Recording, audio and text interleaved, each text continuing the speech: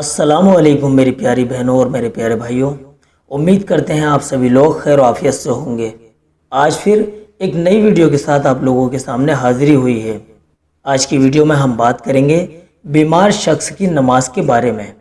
बीमार शख्स से मुराद यह है कि वो बीमार औरत भी हो सकती है और बीमार मर्द भी हो सकता है, तो ये दोनों के लिए सेम तरीका रहेगा।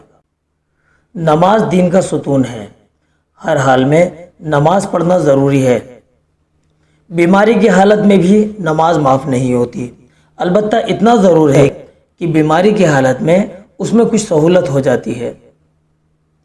दोस्तों, अगर बीमारी की हालत में आदमी में खड़े होकर नमाज पढ़ने की ताकत ना हो तो शरीयत ने बैठकर बीमार शख्स को नमाज पढ़ने की इजाज़त दी है। और अगर मरीज़ के अंदर बैठकर भी नमाज पढ़ने की ताकत और ताकत नहीं है तो फिर लेटकर भी नमाज पढ़ने की इजाज़त है। अब किन किन सूरतों में बैठकर और किन किन सूरतों में लेटकर नमाज पढ़ने की इजाज़त है, उनको आपके सामने बयान किया जा रहा है। नंबर 1, बीमार शख्स में खड़े होने की ताकत ना हो।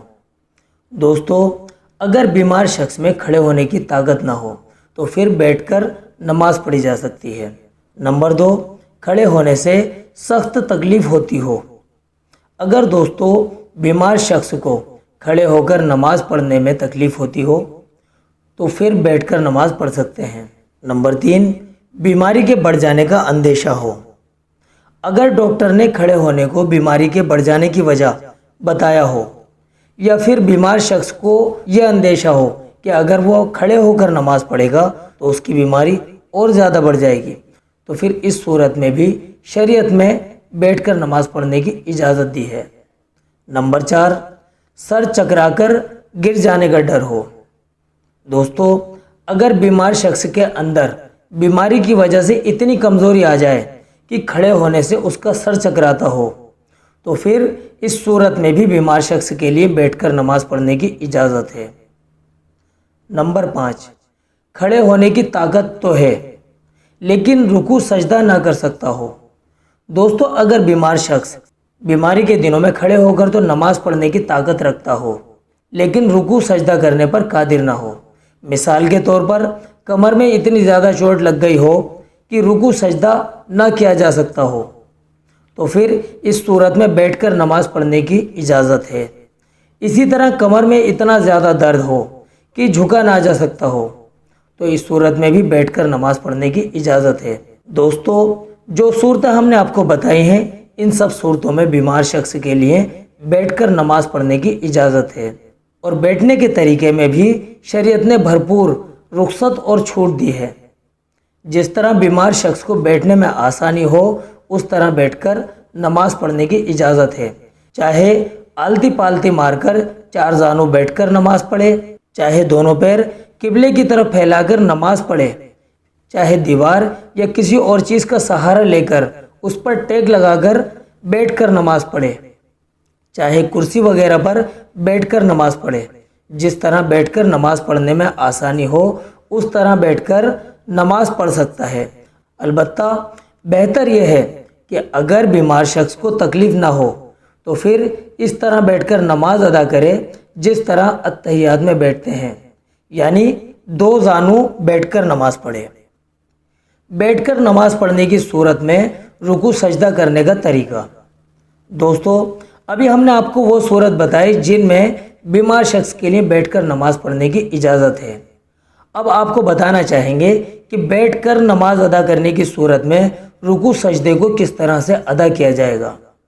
तो दोस्तों, बताना चाहेंगे कि अगर बीमार शख्स बैठकर नमाज पढ़ रहा है और रुकू सजदा कर सकता है तो फिर रुकू और सजदा करे। दोस्तों, ऐसी सूरत में रुकू का मुस्तहब तरीका यह है कि रुकू करते वक्त पीठ के साथ सर को इतना झुकाए कि सर घुटनों के सामने आ जाए। वैसे अगर सर और पीठ को मामूली झुका लेगा तो भी रुकू अदा हो जाएगा। और सजदा इस तरह से करे जिस तरह की एक तंदुरुस्त आदमी ज़मीन पर सजदा करता है।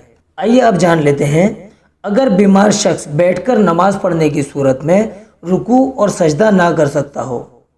दोस्तों, अगर बीमार शख्स बैठकर नमाज पढ़ रहा हो और रुकू और सजदा करने पर कादिर ना हो तो फिर رکوع اور سجدے کو اشارے سے ادا کریں، لیکن اس صورت میں بھی اس بات کا خیال رکھیں کہ سجدے کے لیے رکوع سے زیادہ سر کو جھکائیں۔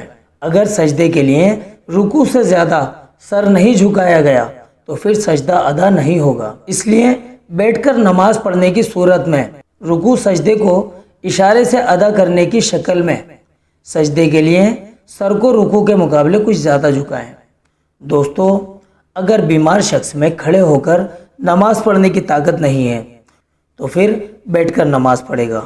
جن صورتوں میں بیٹھ کر نماز پڑھنے کی اجازت ہے ان صورتوں کو بھی ہم نے آپ کو بتا ہی دیا ہے۔ اب ان صورتوں کو بیان کر رہے ہیں جن میں لیٹ کر نماز پڑھنے کی اجازت ہے۔ دوستو، اگر بیمار شخص میں بیٹھ کر بھی نماز پڑھنے کی طاقت اور سکت نہیں ہے پھر لیٹے لیٹے ہی نماز پڑھے۔ دوستو، لیٹ کر نماز پڑھنے کی دو صورتیں ہیں۔ نمبر 1، چت لیٹ کر دونوں پاؤں قبلے کی طرف کر لیں، لیکن پیروں کو قبلے کی طرف نہ پھیلائیں۔